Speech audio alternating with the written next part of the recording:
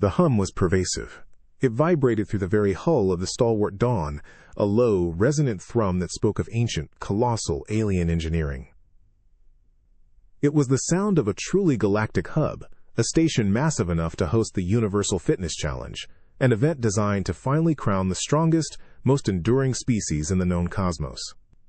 On the bridge, Lieutenant Commander Anya Sharma watched the main view screen, a kaleidoscope of alien vessels, sleek and angular, or bulbous and organic, docked with precise, synchronized movements. Each species had followed the stringent arrival protocols, the universal greeting signals, the designated docking zones. Each, except one. "Are you sure that's our assigned berth, Ensign Kim?" Anya asked, her voice calm despite the raw, primal urge in her gut to just ram the damn thing. Ensign Kim, a gangly kid whose eyes held the unhinged glint of 3 days on nothing but caffeine pills and synthetic protein bars, nodded vigorously. "Affirmative, ma'am. Sector DELTA-7, though it does seem a little close to the main event arena." He gestured vaguely at the holographic map, where their small, battered scout ship was depicted nudging an immense, crystalline structure. Anya just grunted. Close was good. Less walking. Then the hatch exploded outwards, not with a dignified, automated hiss, but with a pneumatic cough that sounded suspiciously like a hiccup. A blast of recycled air, smelling faintly of sweat, stale coffee, and something ominously like durian fruit, flooded the pristine alien docking bay. Immediately, a dozen figures tumbled out, clad in mismatched tactical gear, gym shorts and t-shirts emblazoned with slogans ranging from "Nap harder" to "I'm just here so I don't get fined." This was humanity's advance party, the elite athletes. They looked less like peak physical specimens and more like a riot in a discount sportswear store. One of them, a broad-shouldered man with a scar running across his eyebrow, chugged directly from a gallon jug of neon green liquid.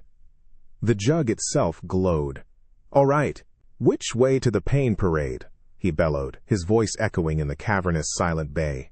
This was Sergeant Brick Mason, humanity's lead contender in the heavy lift category, and a walking, talking, bad decision. From behind a shimmering energy barrier, the observing aliens, a race of slender, multi-limbed beings known as the Xylos, registered utter disbelief. Their ocular stalks swiveled, processing the sheer chaotic energy radiating from the human contingent. They had anticipated a species, perhaps a bit uncivilized, but certainly one that understood basic decorum. This was an event. A Xylos dignitary, its skin rippling in a pattern of distress, projected a universal translation, asterisk, "You are the Terrans? Your vessel did not follow designated approach vectors. Your disembarkation is irregular. And what is that substance?" Brick Mason, still chugging, paused.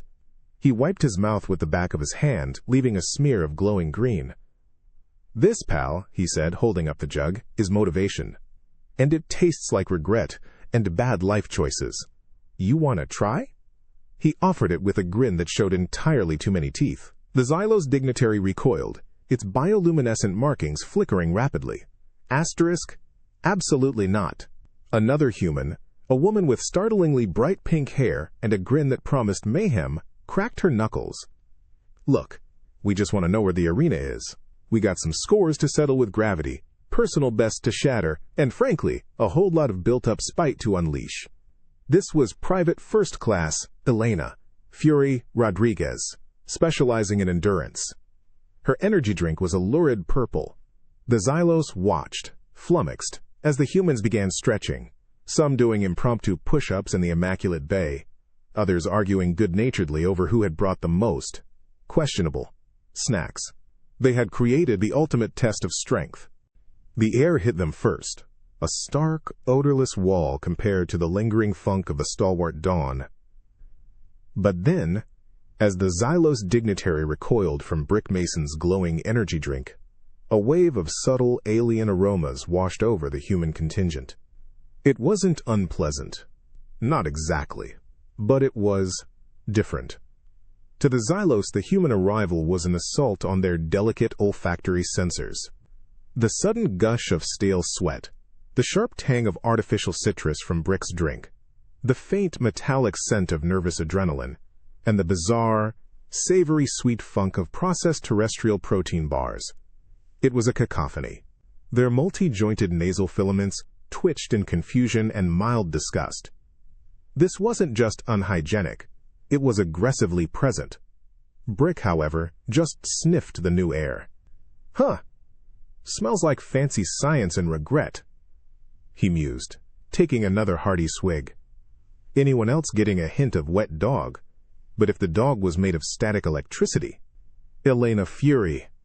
Rodriguez wrinkled her nose, her pink hair bobbing. More like burned sugar and ozone, mixed with something that died quietly in a laboratory. Better than the stalwart Dawn. Ul's locker room, though. She gestured back at their vessel, which seemed to shudder indignantly. The Xylos dignitary's bioluminescent patterns, usually a calming lavender, now pulsed with agitated orange. Terrans, your emissions are significant. This facility maintains precise atmospheric controls. Your presence is altering the ambient environment. Another human, a lanky young man named Kenji who specialized in agility and parkour, leaned in conspiratorially. "They're saying we stink, Brick." He then loudly inhaled, eyes closed. "I don't know, I kinda like it. A little spicy. Makes me feel alive." Anya Sharma, ever the diplomat among her chaotic crew, stepped forward.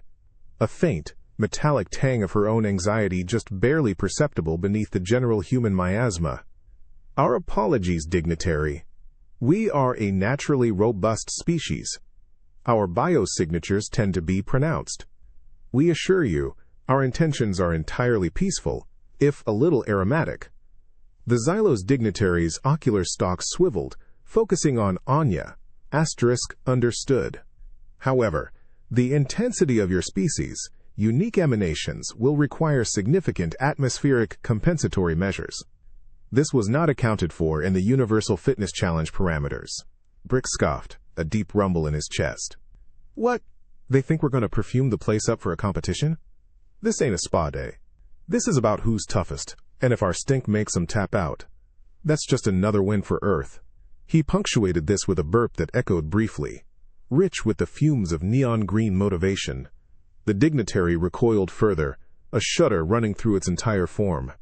The other observing Xylos murmured, their translucent skin shifting with dismay. It wasn't just the sheer sound and sight of humanity. It was the invisible, pervasive cloud that enveloped them, broadcasting their chaotic biology to an entire galaxy built on sterile order. Humans, meanwhile, simply adapted. The alien smells that caused such consternation were just another part of the environment, a new sensory input to catalog or ignore. They continued their stretches, their bickering, their unholy consumption of glowing beverages.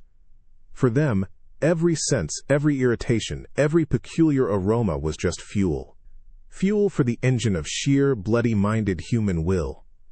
And as the Xylos calculated the cost of air filtration, humanity was already calculating the cost of alien pride. The moment the shimmering energy barrier parted, revealing the entrance to the first challenge arena, a different kind of silence descended. It wasn't the sterile quiet of the docking bay, but a heavy, almost breathless hush, like the inside of a vast, unbreathing lung, and then the air itself hit them.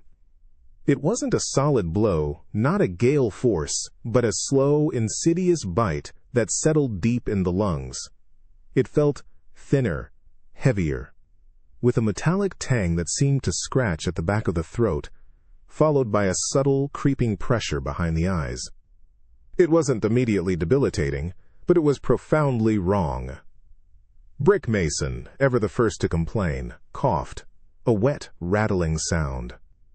"What in the sweet hell is this?" he rasped, his eyes watering slightly. He took another gulp of his glowing green concoction, hoping the artificial flavors would cut through the atmospheric weirdness.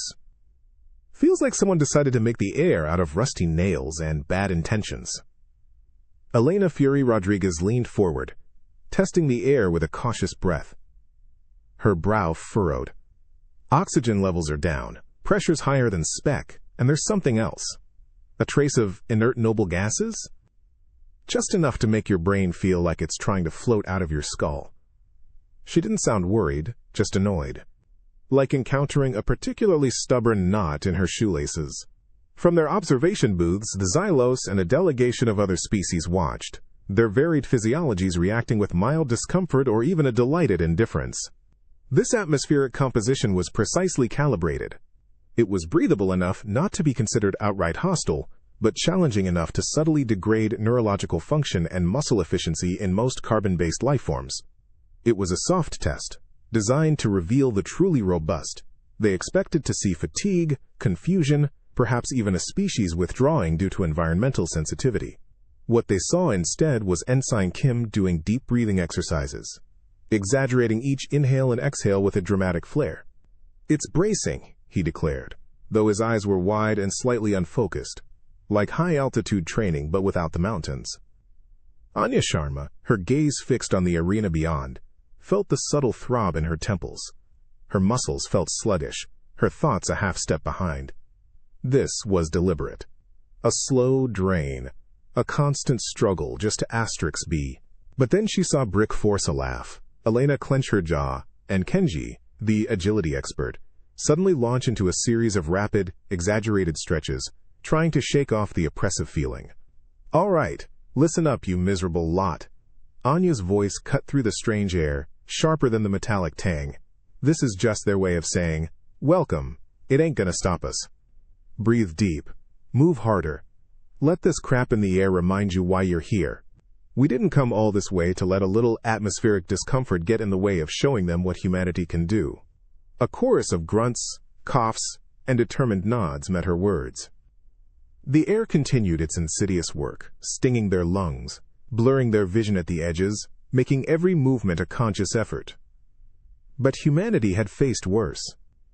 They had breathed in smog, endured suffocating humidity, and learned to thrive in environments that actively tried to kill them. This wasn't a death sentence. It was just Tuesday. And Tuesdays for humans often meant digging in and refusing to quit. The metallic tang of the atmosphere was still a constant, scraping annoyance, a faint tickle at the back of their throats. But as the human contingent pushed deeper into the cavernous, obsidian-walled arena, a new, far more immediate sensation wrapped around them. It wasn't a sudden jolt, no violent shift, but a slow, insidious deepening, like someone had gradually poured liquid lead into their bones. Every step became a conscious effort. Every breath, already taxed by the thin, noble gas-laced air, now required a deliberate heave from their diaphragms, as if their lungs themselves had grown heavier. Brick Mason, built like a fortress, felt it first and hardest in his knees. His massive frame, usually a source of effortless power, suddenly felt like a liability. "Ugh. Did someone just park a planet on my shoulders?" He grunted, his voice a low rumble of discomfort. He planted his feet wide, adjusting his stance, trying to find balance against an unseen, crushing force. He looked like a giant, trying to walk through deep mud. Elena Fury Rodriguez stumbled, her usually effortless, springing stride faltering, her muscles protesting. "Feels like trying to run through quicksand, uphill, with a backpack full of bricks," she gasped, her pink hair swaying as she swayed, catching herself. Her endurance, her legendary stamina, was now being tested in a way she hadn't trained for. Kenji, the agility specialist, tried his usual bounding leap to clear a low arena barrier. He managed a pathetic, leaden hop, landing with a dull thud that jarred his teeth. "My parkour is now plankar," he wheezed, pushing himself up, feeling the immense weight pressing him back down. His quicksilver movements were suddenly bogged down, clumsy. From their distant observation booths, the Xylos, along with a delegation of other species, watched with keen interest. Some, like the dense, squat Groll, seemed perfectly at home, their multiple, thick limbs moving with their usual methodical pace. Others, like the slender, arboreal Phelan, struggled even more than humans, their lightweight bodies suddenly pinning them to the ground. This particular gravity gradient was a calculated trap, designed to neutralize species that relied on agility or sheer brute force, and to reveal adaptability. They expected to see fatigue, frustration, and eventual surrender. Anya Sharma, her own muscles screaming in silent protest, watched her team. She felt the heavy pull, the subtle trembling in her calves. Her thoughts, already sluggish from the atmosphere, now felt like wading through treacle. This was deliberate. A slow, relentless grind. "This is designed to grind us down," Anya stated, her voice tight with effort, a tremor betraying the immense physical strain. Every movement costs more. Every breath. Every thought. But humans, they were built for this. Not necessarily conscious high gravity, but for coping. They had carried immense burdens, climbed impossible mountains, fought against the very earth itself, against floods and storms and oppressive heat. They had learned to endure. Brick, after a few staggered, grunting steps, began to adapt. He wasn't lifting his feet as much as he was dragging them, conserving precious energy, turning his massive mass into a weapon against the friction of the floor. His movements became deliberate, heavy, but imbued with an unstoppable momentum. Elena, rather than trying to power through with speed, started taking shorter, more efficient strides, her core locked, her focus entirely on sustaining movement, one heavy foot after another. Her endurance, usually about outrunning, was now about outsuffering. Kenji, looking at a treacherous climbing wall, stopped trying to leap. Instead, he started crawling, finding new, lower handholds, using his entire body weight as leverage, turning the disadvantage of gravity into a different kind of strength, pressing himself against the surface. The silence of the arena wasn't truly silent. Not anymore. Beneath the dull ache of the high gravity and the metallic whisper of the thin air, a new sensation began to bloom in the minds of the human contingent. It was a pressure, soft and insidious at the very core of their skulls, like a tuning fork vibrating somewhere deep behind their eyes. A low, persistent hum that wasn't sound, but something felt, a resonance, a prickle along the edges of their consciousness. Anyone else feel like they're trying to remember a dream they never had? "Elena, fury," Rodriguez muttered, rubbing her temples. Her pink hair seemed to crackle under the subtle mental pressure. She was usually a steel trap, but her thoughts felt fuzzy, indistinct, as if someone else was lightly jogging through her mental garden. Brickmason grunted, struggling to heft a massive, oddly shaped alloy beam that was part of the next obstacle. The increased gravity already made it feel like lead, and now his concentration felt fractured. "Yeah, like someone's trying to whisper nonsense directly into my brain hole." "Cut it out, Kenji, I know you're messing with me." Kenji, the agility specialist, shook his head vigorously, a wild look in his eyes. "Wasn't me, Brick. My head feels like a static-filled radio station trying to broadcast 6 channels at once. I keep getting flashes of crystalline structures, and feelings of profound regret over not sorting my sock drawer." From their observation booths, the Xylos and their fellow galactic arbiters watched with analytical calm. This segment was designed to test mental cohesion and interspecies communication under subtly enhanced psionic fields. Most species communicated through a low-frequency empathic resonance, a shared thought stream that allowed for elegant, wordless coordination. The subtle psionic field amplified this, encouraging unity. They expected to see a smooth, synchronized effort as teams navigated the complex, multi-layered mental puzzles before them. What they saw instead was a group of humans, gritting their teeth, squinting, and suddenly shouting, "Brick, left!" the one that looks like a wonky Tetris block. Anya Sharma yelled, her voice raw, cutting through the mental fuzz. She felt the intrusive thoughts, the faint hum, but her training had always been about compartmentalization. She just pushed the noise aside.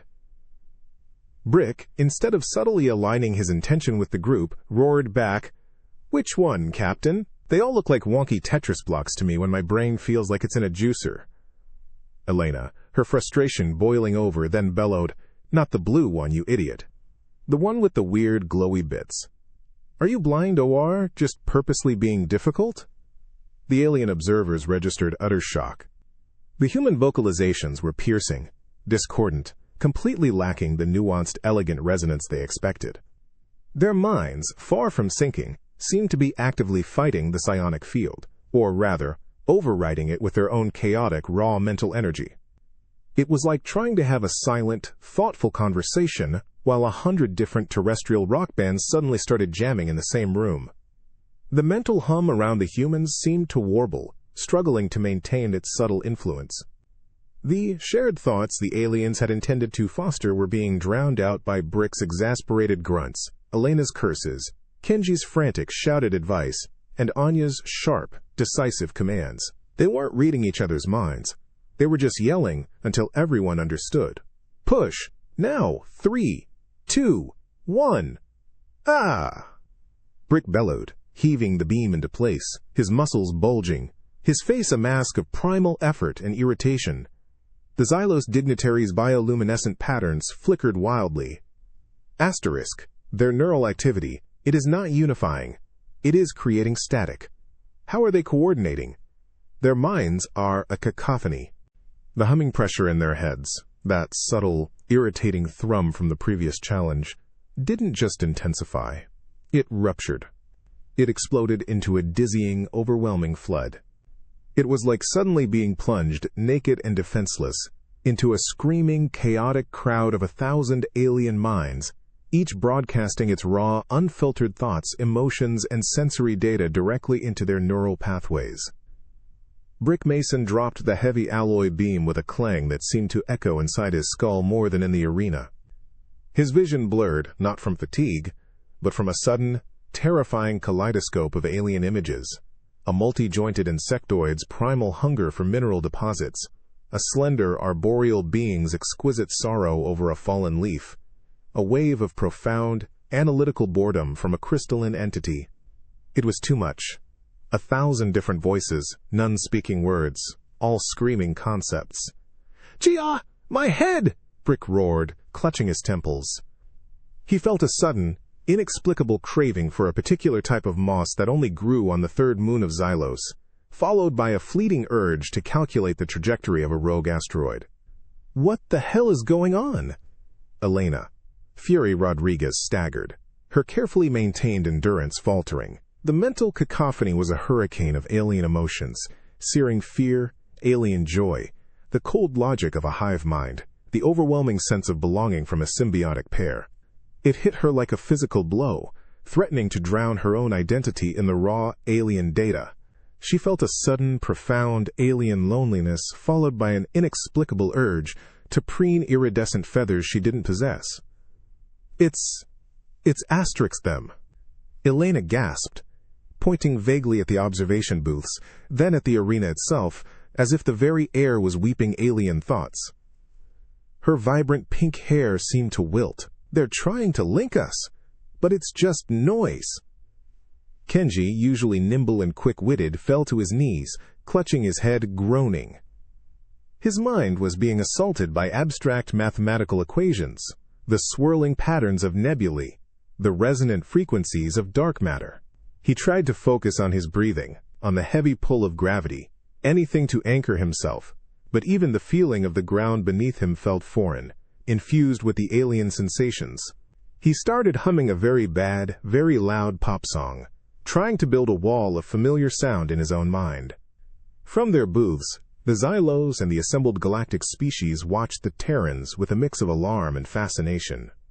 Their psionic field, designed to foster a subtle unifying group consciousness, was instead creating absolute pandemonium in the human minds. The Terrans were not integrating, they were rejecting the input.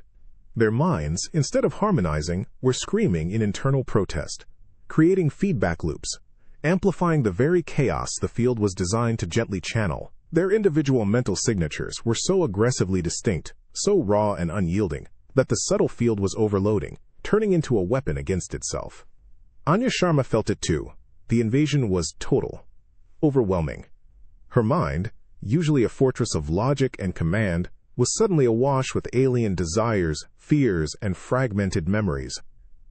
She saw flashes of suns she'd never known, felt the cold touch of vacuum, the warmth of 100 different alien hands. It was terrifying, debilitating, a direct assault on her very self. But then, an instinct kicked in.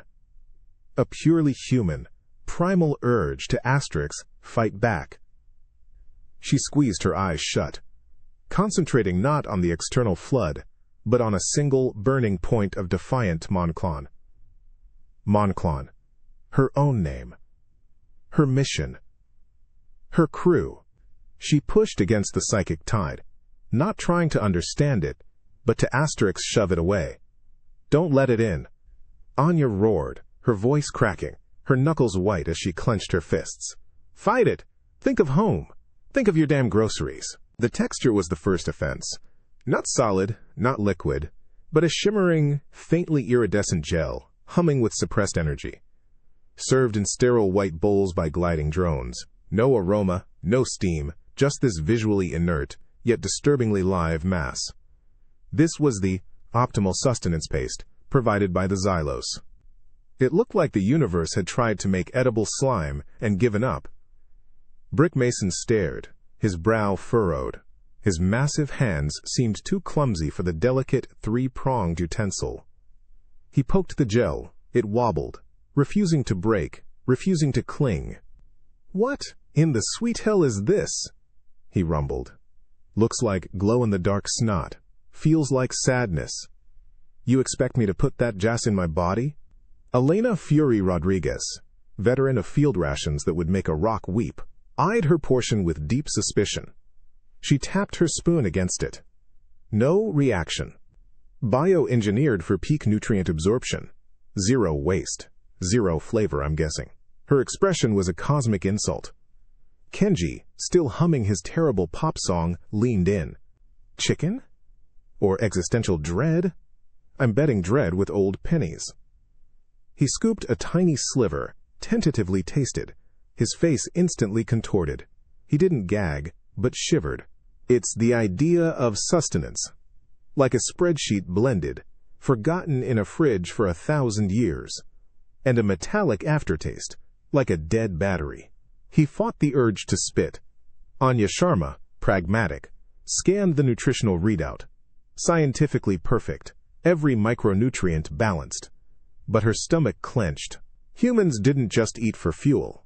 They ate for pleasure. This was an affront. From observation chambers, the xylos noted Terran hesitation. Other species efficiently consumed their paste. The xylos dignitaries' ocular stalks swiveled. Asterisk. The Terrans are experiencing profound consumption inertia. Their refusal to ingest optimal caloric replacement will significantly impact performance. This species appears to prioritize hedonistic sensory input over biological efficiency. A sterile judgment. Anya ignored the translation.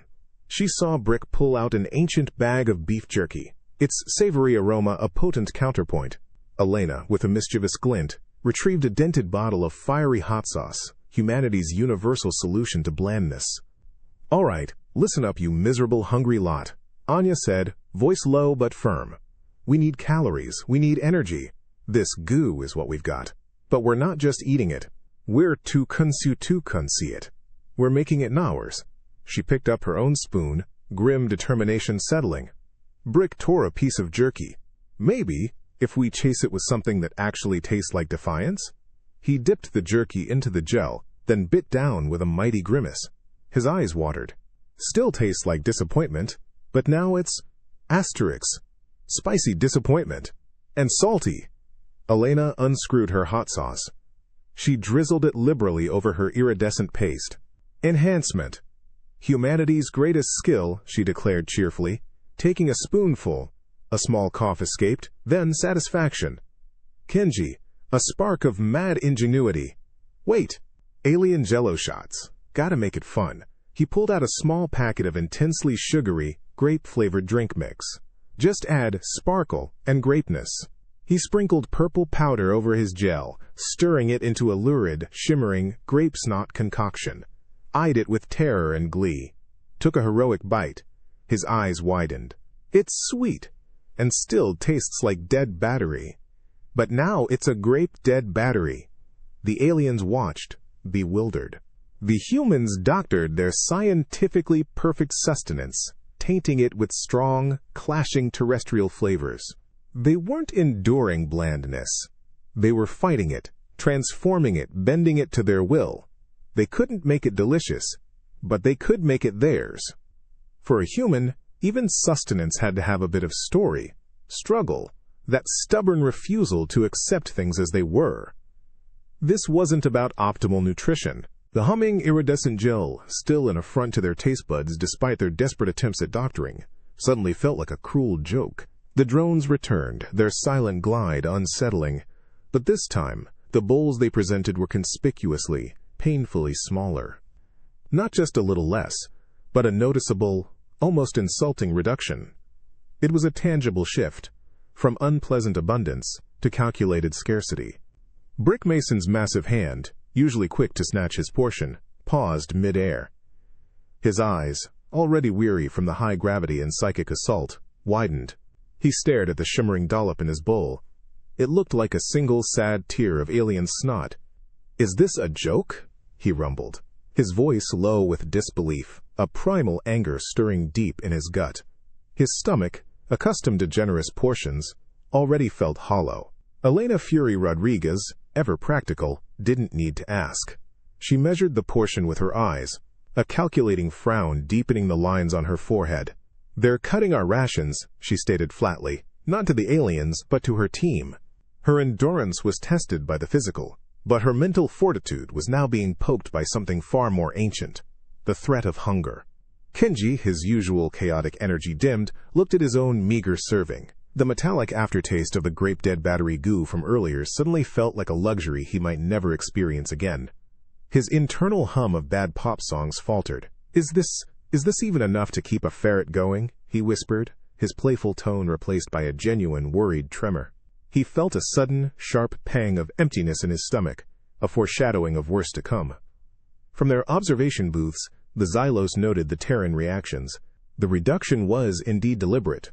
Their advanced biometric scanners confirmed a slight dip in metabolic efficiency, a rise in stress hormones.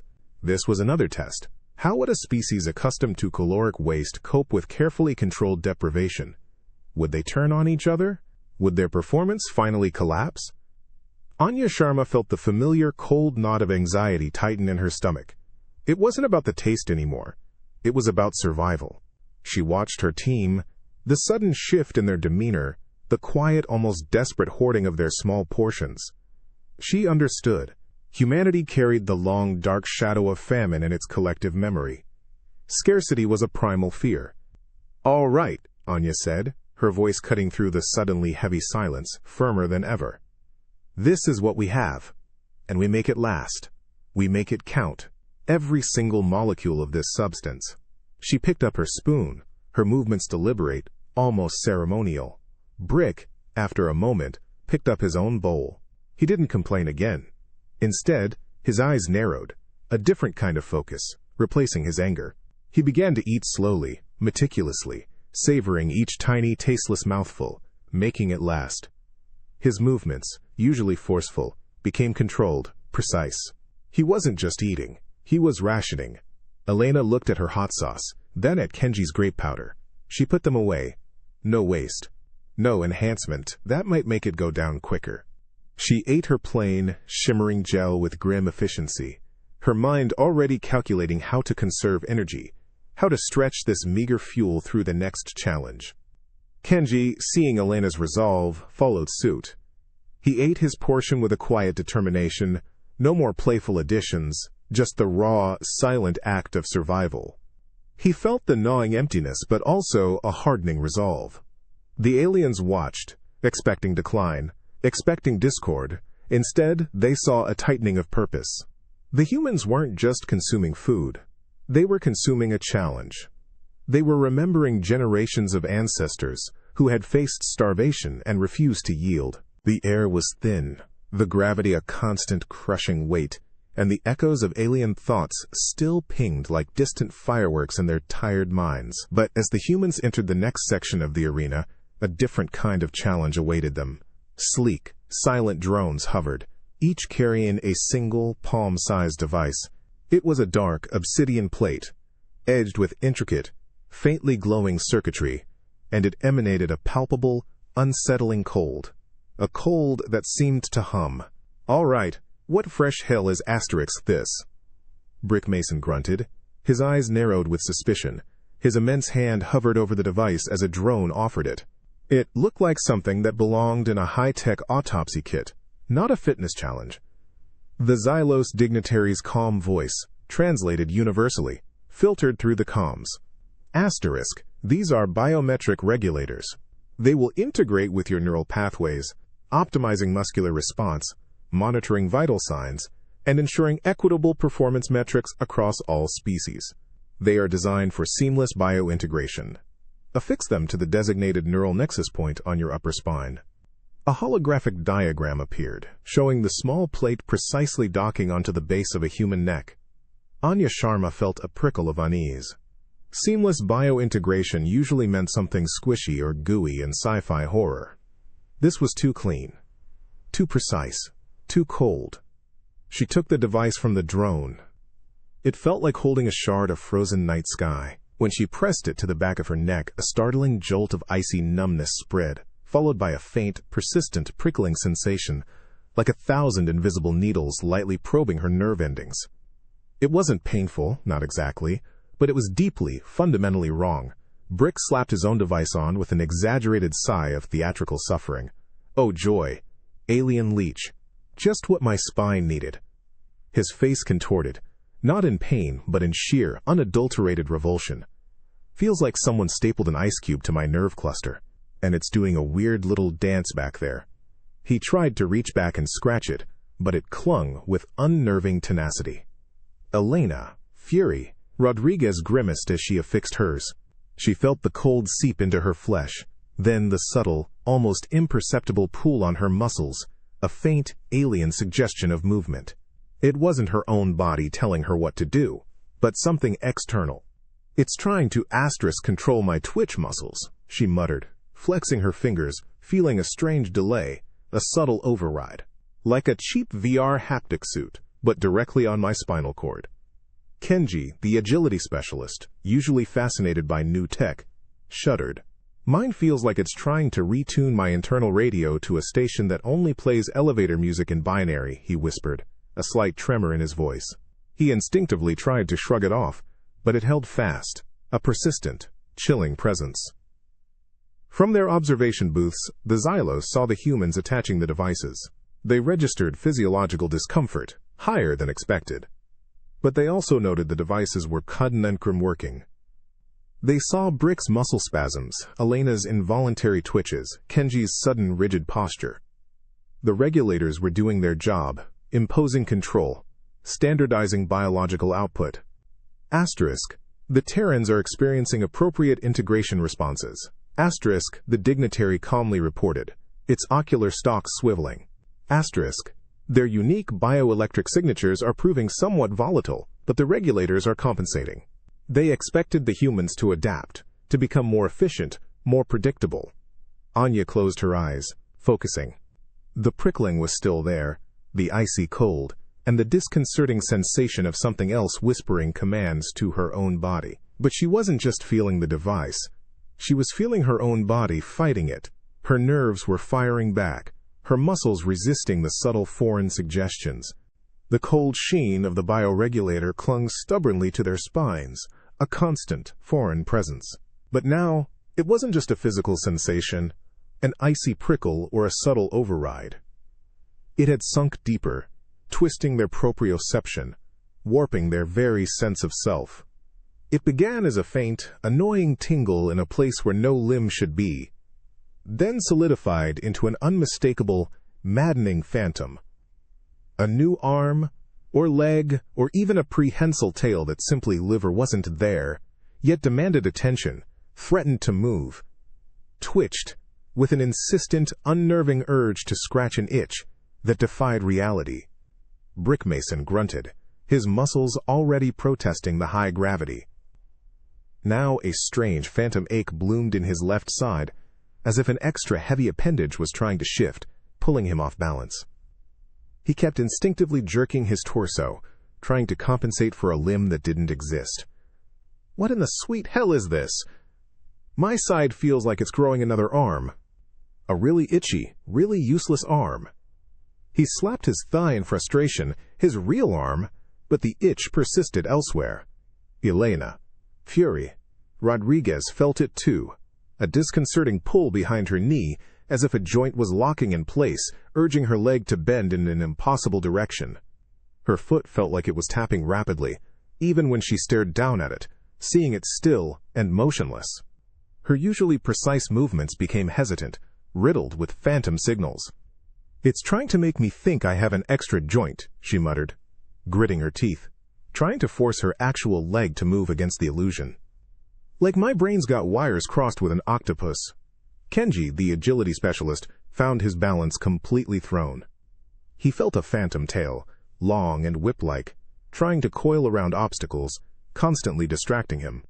He kept flinching, trying to avoid stepping on it or feeling it drag behind him.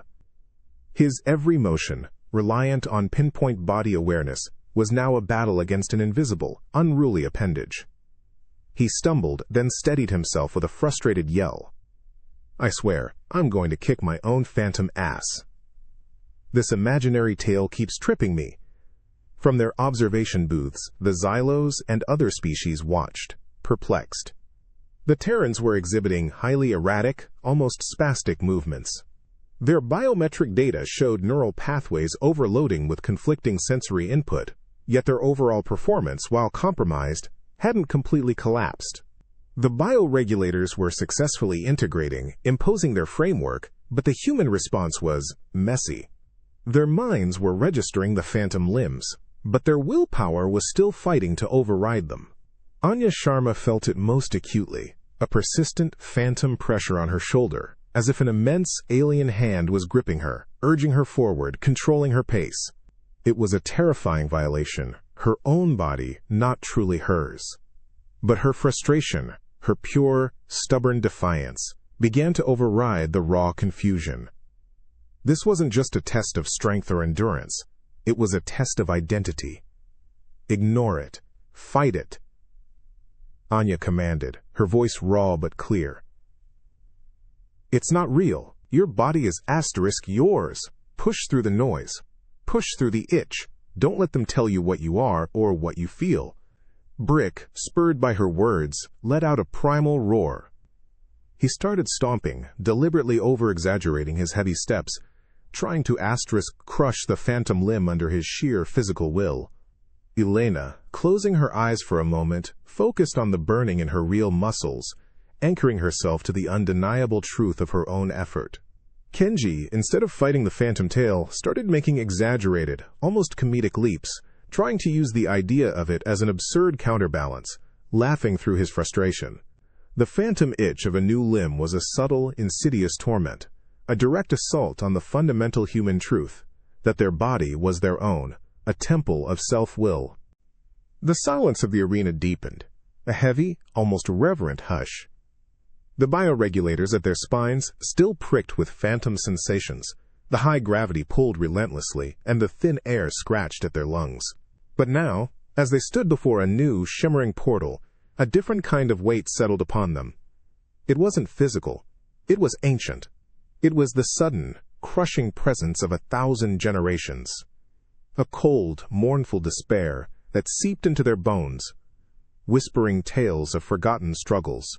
Brick Mason, already fighting the phantom itch of a non-existent limb, suddenly felt a deeper, hollow ache in his gut. A phantom hunger, so primal and sharp it made his stomach clench. His mind was flooded with fleeting, brutal images. Barren fields, distant, mournful cries carried on an icy wind, the raw, gnawing fear of winter. He grunted, a low guttural sound, his shoulders slumping under the unseen burden. "What the hell? I feel like I haven't eaten in a month, and I just watched my crops freeze solid," he rasped, his eyes haunted.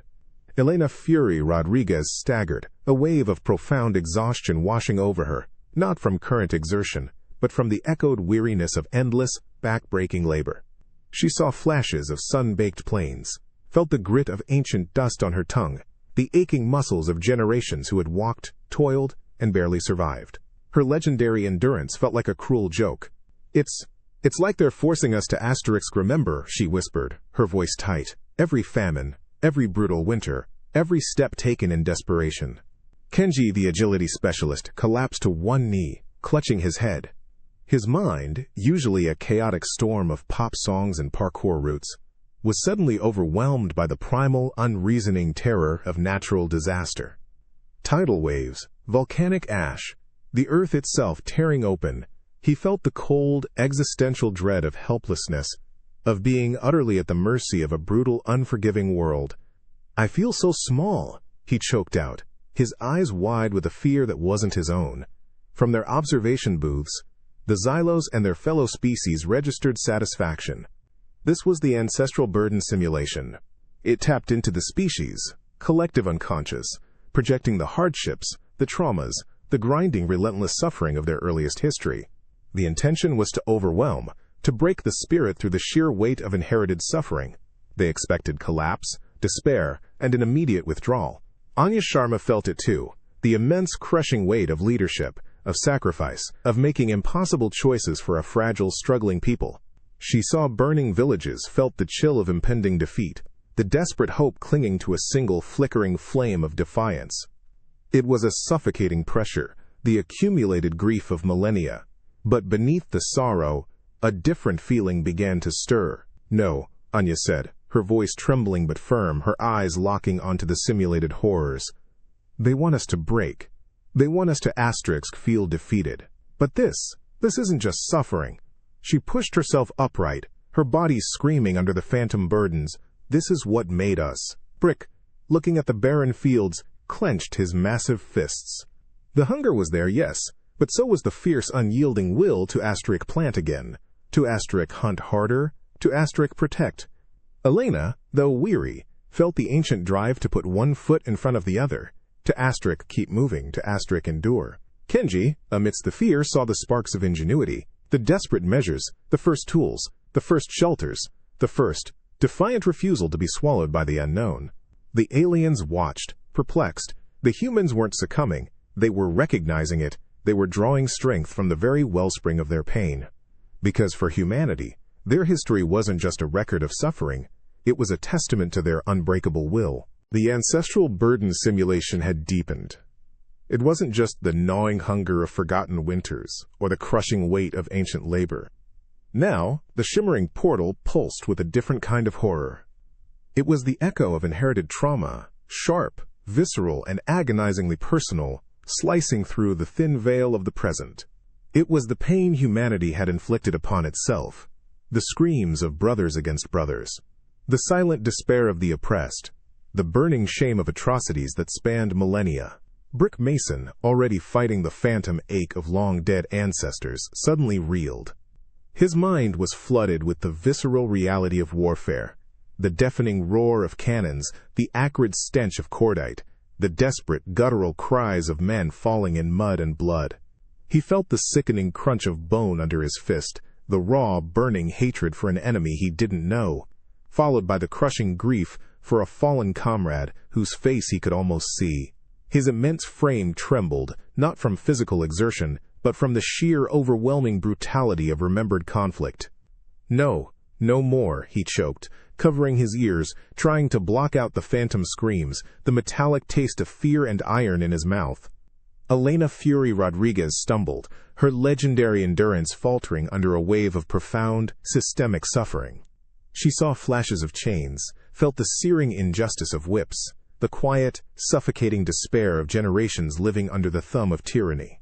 She heard the silent prayers of mothers watching their children torn away, the hopeless sighs of those condemned to lifelong servitude.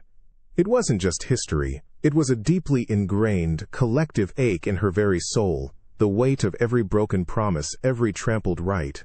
Her vibrant pink hair seemed to dim under the oppressive pall. Kenji, the agility specialist, collapsed, gasping for breath as his mind became a canvas for images of unimaginable terror. Cities burning, populations fleeing, the chilling wail of air raid sirens, the blinding flash of nuclear fire. He felt the utter helplessness of the innocent, the searing guilt of those who survived, the desperate scramble for shelter amidst impossible destruction. He gripped his head, his usual playful spark extinguished, replaced by the wide-eyed horror of a child watching the world end. From their observation booths, the Xylos and other species registered overwhelming success. The Terrans were breaking. Their biometrics screamed distress, their neural pathways were in chaos. their minds drowning in the acidic torrent of their own species' darkest memories. This was the ultimate test. Could a species endure the echo of its own self-inflicted wounds? They expected utter psychological collapse, a spiral into internal conflict. Anya Sharma felt it too. The cold, calculating logic of commanders sending millions to their deaths. The chilling silence of mass graves. The piercing cry of a child lost in the chaos of war. She felt the heavy mantle of humanity's capacity for both boundless creation and horrific destruction. It was a suffocating truth. But then, amidst the despair, a different flicker ignited. "We remember," Anya said, her voice barely a whisper, yet firm with raw resolve. She didn't fight the images. She looked at them directly, her eyes filled with a searing, painful understanding. "We remember all of it." Brick, still battling the phantom battlefield, gritted his teeth. The rage was still there, but now it was tempered by a fierce, protective instinct. He wouldn't let that happen again. Elena, her face streaked with phantom tears, pushed herself upright, a burning, defiant fire in her eyes. The pain of injustice fueled a silent, unbreakable promise, to always fight for those who couldn't.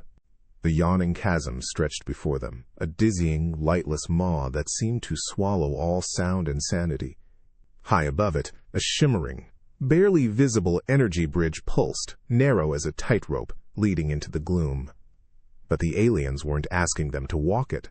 Instead, silent drones approached, each offering a complex, multi-jointed harness of gleaming, unknown alloys. It felt cold, oddly heavy, and vibrated with a faint, unsettling hum. This was the confidence harness, designed for perfectly balanced traversal, and they had to wear it. Brick Mason stared at the harness, then at the abyss, a guttural sound rumbling in his chest. His muscles, accustomed to brute force, recoiled from the idea of handing over control. "You want me to strap into that, and trust it not to turn my massive butt into space jelly over that bottomless pit?" He weighed the harness in his hand, feeling its strange, alien rigidity. It looked like it was designed to hold something delicate, not a human tank. Elena Fury Rodriguez eyed the glowing components of her harness. "It's supposed to autonomously balance us," she muttered, reading the universal translation that appeared on her comm. "Meaning it'll try to walk for us, probably. And if it glitches, we get a scenic tour of the cosmic unknown." The very idea chafed against her fierce independence, her reliance on her own body and instincts. Kenji, the agility specialist, usually relished a challenge, but this was different. He valued control, the precise calculation of every leap and grip. This harness felt like relinquishing all that. "I don't like giving my cerebellum over to something that looks like it came out of a vending machine," he whispered, a shiver running down his spine as he felt the cold, hard metal against his skin when he put it on. It locked with an unnerving, barely perceptible clink. From their observation booths, the Xylos and other species watched with analytical calm. This was the forced trust exercise. Designed to test a species' willingness to surrender to advanced external technology, to overcome primal fear and ego for the sake of efficiency and safety. They expected a period of hesitation, then a grudging acceptance, followed by smooth, if cautious, progress. Anya Sharma felt the deep, gut-wrenching discomfort. Every instinct screamed danger. But the choice was clear. Use the harness or fail. She locked hers on, feeling the subtle, persistent hum vibrating through her bones. The device seemed to probe, to anticipate. It felt less like a tool and more like a possessive, alien entity. "All right, listen up." Anya's voice cut through the tension, a forced bravado in her tone. "They want us to trust. Docs, but we trust each other. Talk through it. Keep eyes on each other. If that thing tries to send you flying, we'll shut it down." Brick, grumbling, stepped onto the energy bridge. The harness immediately whirred, adjusting, subtly tilting his massive frame. He felt a weird, disembodied shift, not from his own muscles, but from the alien tech. "Whoa! It just tried to make me do a ballet spin," he roared, fighting the impulse, struggling to keep his feet flat. "All right, alien contraption, you want to guide me? Fine. But if you try any fancy footwork, I'm gonna break you." Elena, stepping on next, felt the harness try to correct her posture, to force her into a more optimal gait. She gritted her teeth, resisting the subtle nudges, asserting her own muscle memory. "It's so bossy," she snapped, but kept moving, one heavy, deliberate step at a time, her eyes fixed on Brick's struggling form. Kenji, initially rigid with distrust, found a different approach. The harness tried to make him move with smooth, flowing grace, so he exaggerated it. He swayed, he dipped, he made his movements almost too fluid, turning the harness's attempts at control into a strange, mocking dance. He looked like a puppet, yes, but a puppet mocking its puppeteer. The dizzying chasm still yawned beneath them, a silent threat. The confidence harnesses, designed to guide and balance, still clung to their spines, their subtle hum a constant, irritating presence. Brick Mason was halfway across the shimmering energy bridge, his massive frame fighting the harness's attempts at optimal gait. Elena Fury Rodriguez was close behind, gritting her teeth against the foreign suggestions to her muscles. Kenji, further back, was still trying to turn the harness's smooth control into a mocking dance. Then, it happened. Not a snap, not a violent lurch, but a sickening, internal shudder from the harnesses themselves. A sharp, acrid smell, like burnt ozone and stale metal, suddenly cut through the thin air, stinging their nostrils, assaulting their primal senses. It was the scent of something failing, something breaking, something betraying. Brick's harness gave a sudden, violent, downward lurch, trying to buckle his knees, trying to send his center of gravity plummeting towards the abyss. His immense leg muscles screamed in protest, fighting against the unexpected calculated plunge.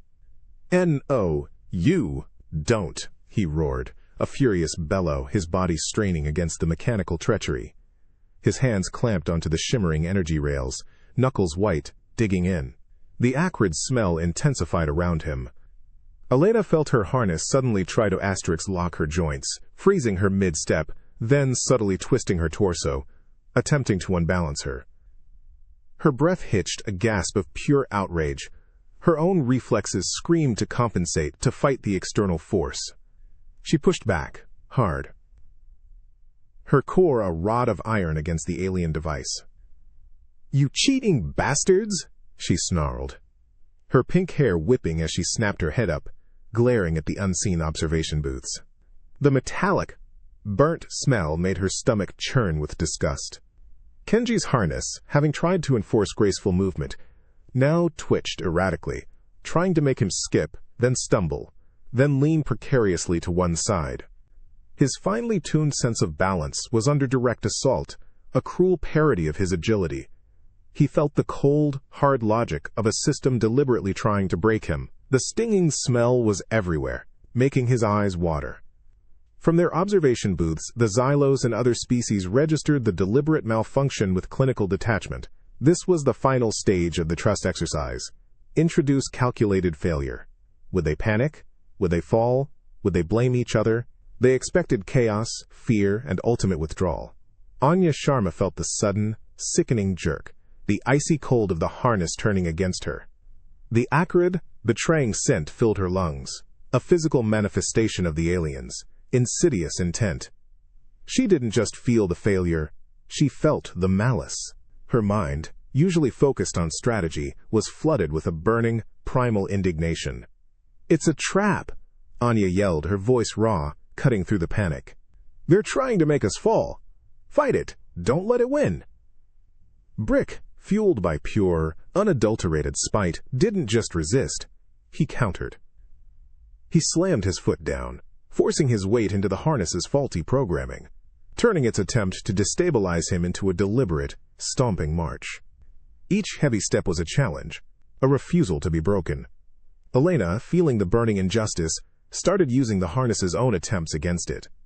When it tried to pull her right, she exaggerated the pull, then snapped left, using the sudden momentum to propel herself forward, turning a glitch into an unexpected burst of speed. Kenji, instead of fighting the erratic twitches, started to anticipate them, weaving and bobbing, turning the harness's clumsy attempts to trip him into a bizarre, unpredictable, yet oddly effective dance across the bridge. He wasn't agile in spite of the harness. He was agile because he was outwitting it. The aliens watched, not understanding. The heavy drag of alien gravity, the cold prickle of the bioregulator, and the phantom ache of inherited trauma were still fresh in their bones. But as the final portal hissed open, leading into the next trial chamber, all those sensations were instantly, violently overridden. The floor vanished. The ceiling vanished. The very concept of down ceased to exist. A profound, unsettling lightness enveloped them, stealing their footing, sending a jolt of disorientation through their inner ears. This was the zero-G trial, and it hit them like a sudden, silent scream. Brick Mason, still bracing for the next crushing step, found himself suddenly pushing off the absent floor with far too much force. His immense body, accustomed to fighting constant downward pressure, launched him upwards, rotating clumsily, arms flailing. "W.O. What the sweet hell?" he bellowed, his voice echoing oddly in the newly silent vast chamber. His stomach churned, a primal protest against the sudden lack of weight. He felt like a confused bowling ball bouncing off invisible walls. Elena Fury Rodriguez, her powerful legs prepared for another endurance sprint, found herself drifting, her muscles uselessly pushing against nothing. The shift was more than just physical. It was deeply unsettling to her finely honed sense of balance. Her vibrant pink hair, usually neatly tied, began to float around her head in a chaotic halo. "My brain doesn't know what to do," she gasped, trying to orient herself, feeling a wave of nausea building. Every muscle wants to push, but there's nothing to push against. Kenji, the agility specialist, usually a master of his own body, found himself tumbling, his limbs flailing like a startled spider. His previous parkour training, entirely reliant on gravity, was suddenly meaningless. His hands instinctively grasped for purchase, finding only air. "This is weird," he breathed, a mixture of terror and nascent fascination in his voice. The strange sensation of his own floating body, no longer bound, was both liberating and terrifying. From their observation booths, the Xylos and their fellow species registered the Terrans' immediate disorientation with clinical satisfaction. Zero-gravity environments were notoriously difficult for gravity-adapted species. They expected prolonged periods of uncontrolled spinning, nausea, and severe motor impairment. They anticipated a slow, painful crawl as the humans tried to adapt. Anya Sharma felt the dizzying lurch in her gut, the unsettling sense of freefall. Her arms instinctively shot out, trying to grab something, anything, to anchor herself. But then, a different instinct took over. A flicker of memory from training simulations, from old sci-fi movies. Her body, trained to adapt, began to subtly adjust. She slowly, deliberately exhaled, pushing a little air out, and felt a tiny, controlled shift. "All right, don't flail," Anya commanded, her voice firm, cutting through the silence. She pushed off a nearby console with just enough force to send her gliding smoothly towards a handhold. "Use your hands. Push. Don't walk. Think. Swimming in air."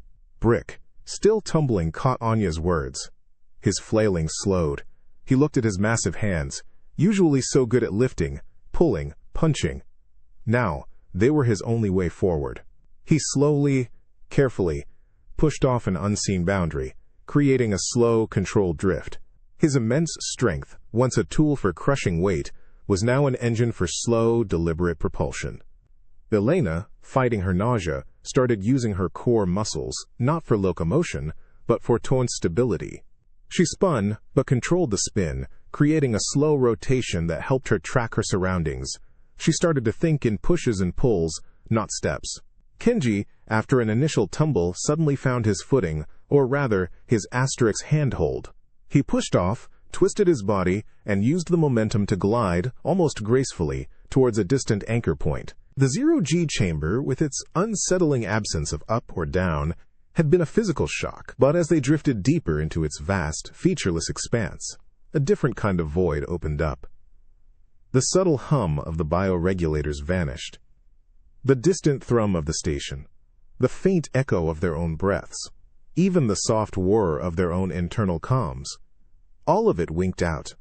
Absolute, profound silence descended, thick and heavy, pressing in from all sides. It wasn't just quiet. It was the chilling, unnatural absence of sound, a sensory deprivation so complete it felt like a physical force. Brick Mason, still struggling to control his massive floating form, suddenly froze. The blood rushing in his ears became a roaring tide.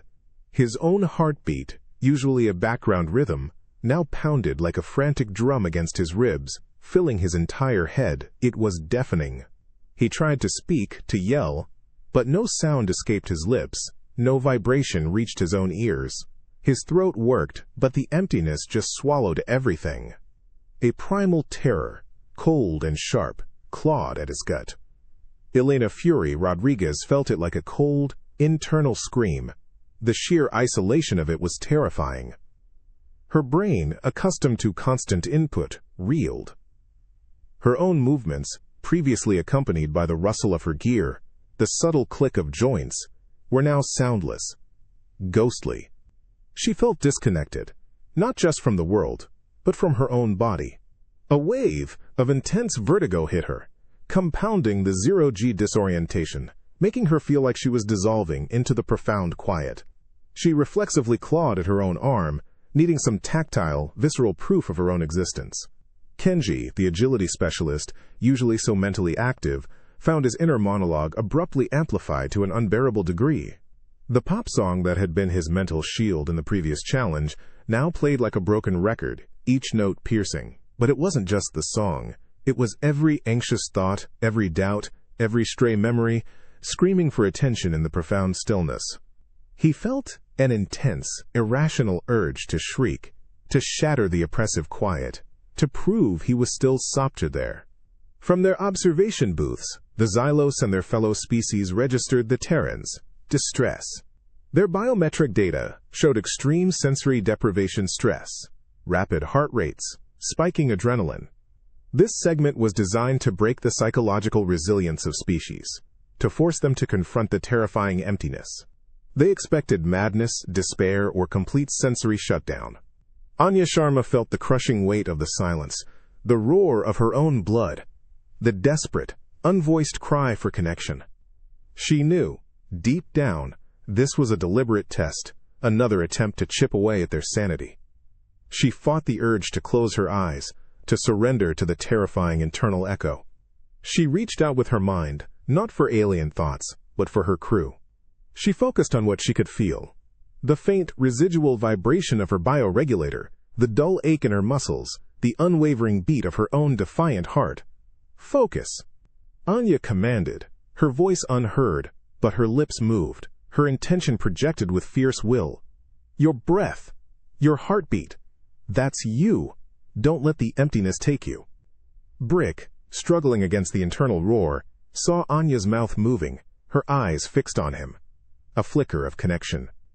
He grunted, a silent, furious sound, and focused on his own pulse, driving himself forward, using his massive body to push off unseen surfaces, creating a slow, deliberate momentum towards her. He was asserting his physical presence against the void. Elena, fighting the vertigo, watched Brick. She clenched her fists, pushing past the disembodied feeling, forcing her hands to work, to grab, to pull herself through the silent space, one agonizing, determined movement at a time.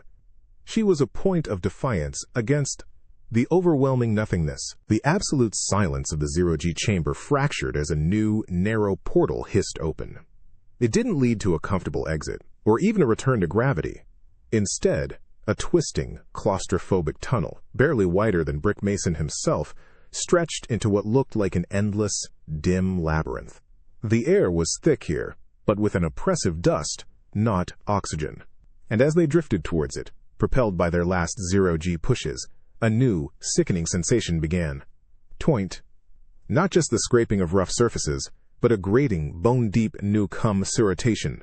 Every surface of the tunnel was lined with a coarse, abrasive material, designed to snag, to resist, to make every inch of progress a painful battle against resistance.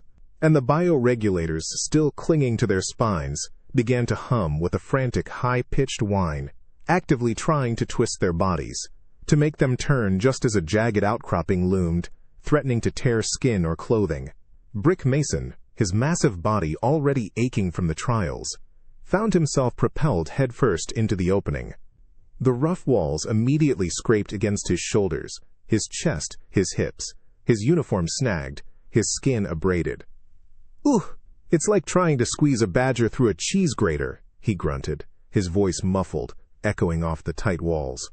The bioregulator on his spine gave a sharp, agonizing twitch, trying to pull him sideways towards a narrower, sharper angle. He felt a surge of pure, animalistic fury. Elena Fury Rodriguez, navigating behind him, felt the coarse surfaces biting at her knees and elbows as she tried to crawl and push. The dust, fine and irritating, filled her mouth and nose. Every tiny movement was a struggle, a grating protest of fabric and skin against alien rock. Her endurance, already pushed to its breaking point by days of trials and deprivation, felt like it was being sandpapered away. "They want us to just wear down," she spat, pushing against a particularly abrasive patch, her muscles screaming. Kenji, the agility specialist, usually so fluid, found his every attempt at graceful movement thwarted. The narrowness, the uneven surfaces, and the malfunctioning regulator conspired against him, trying to snag his limbs, to force him into awkward, painful contortions. His phantom tail seemed to itch with renewed ferocity, and he kept hitting it on unseen protrusions. "This is just mean," he wheezed, pushing off a wall, only to scrape his elbow raw on an unexpected crystal formation. The taste of dust and metal was thick on his tongue. From their observation booths, the Xylos and other species registered the Terrans' struggle with renewed satisfaction. This was the grind, the final, deliberate test of attrition. Their biometrics showed skin abrasion, muscle strain, and elevated irritation.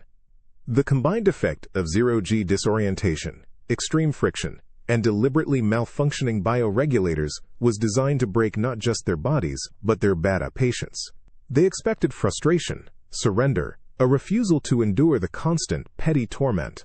Anya Sharma, her own body protesting, felt the insidious pull of the regulator, the constant scrape of the walls. Her uniform was torn, a thin line of blood blooming on her arm where a crystal had caught her.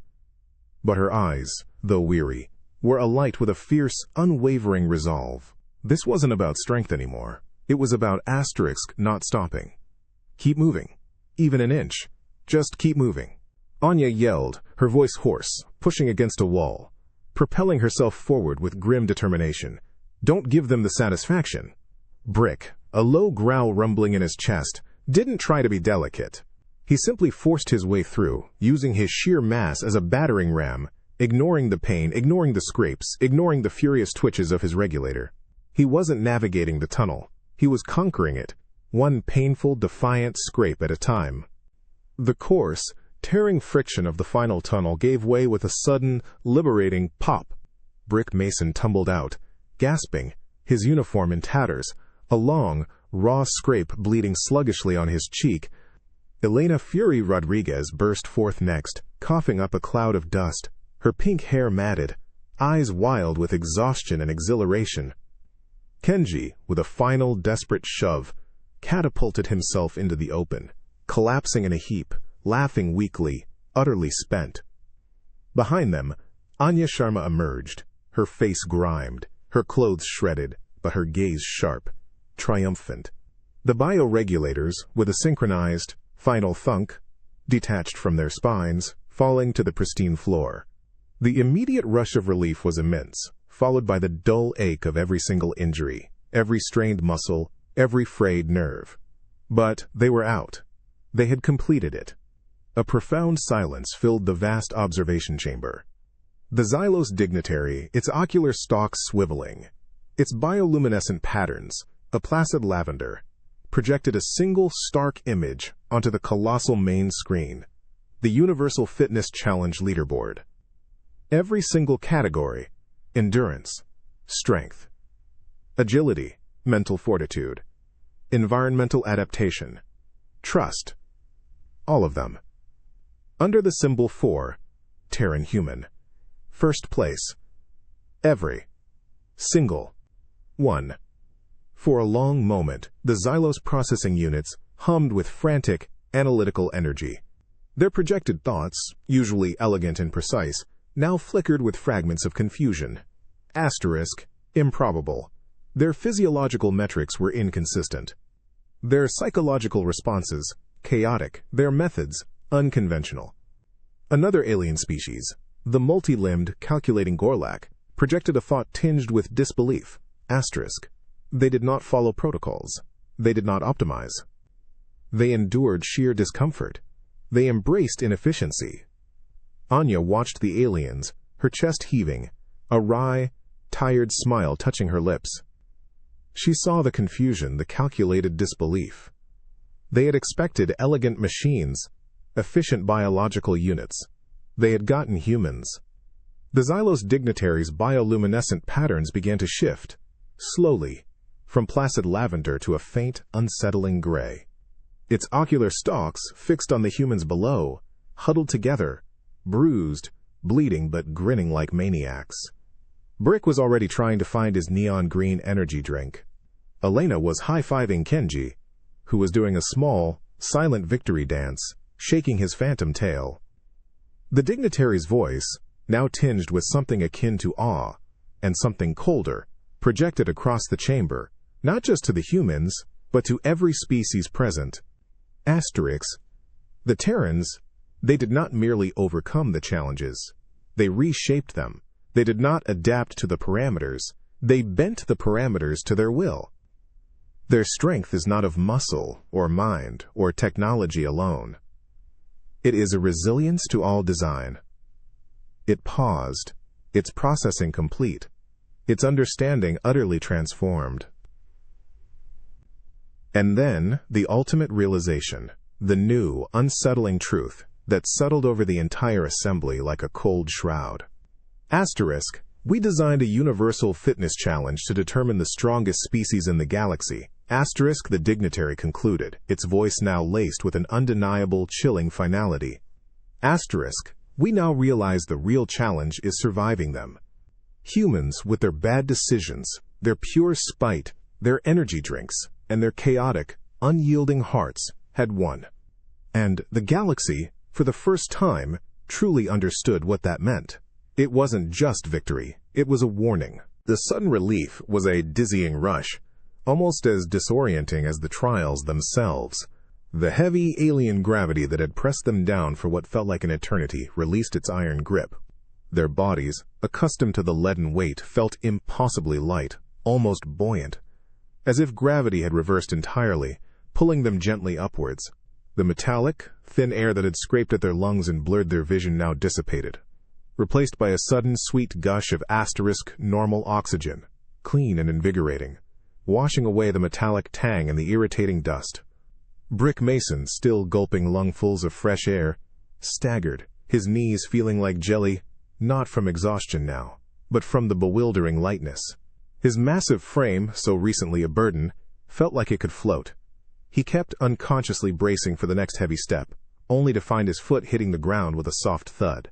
"Whoa, is this what normal feels like?" he rasped, his voice still hoarse from shouting, but now laced with a strange wonder. He took another deep breath, reveling in the scent of nothing but clean air.